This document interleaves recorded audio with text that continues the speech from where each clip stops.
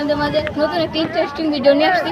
আজকে আমি চলে আসছি মিনি কক্সবাজার। তো আমি আজকের দিনে কি কি করি সব আপনাদের মাঝে দেখাবো, চলেন আসেন।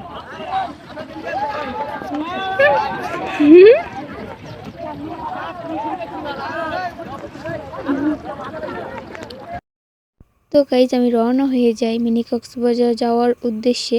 আর যাওয়ার পথে আমার তো খুবই মন খারাপ, কারণ প্রচুর রোদ ছিল।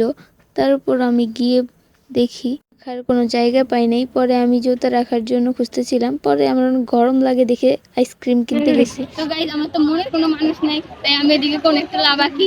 যদি কেউ মনের মানুষ হইতে চাও তবে কমেন্টে নাম বলে যে আমি এদিকে নাম লিখে দিব। পাশে তোর নামের একটা অক্ষর লিখে দে। আমি এখন শুধু আমার নাম লিখছি, কোনো এক সময় বা ভবিষ্যতে যদি বয়ফ্রেন্ড হয় বা জামাই হয় তখন ওনাদের নাম এদিকে লিখে দেবো। তোর মন খারাপ কেন? আরে দোস্ত কইস না, জামা কাপড় আনি না, ছেলেকে মতো গোসল করতে আমি যে গাছ দিয়ে যাই। মন খারাপ একটু ঘুরতে না, রোদের মধ্যে ঘুরে স্কিন শেষ গরমে।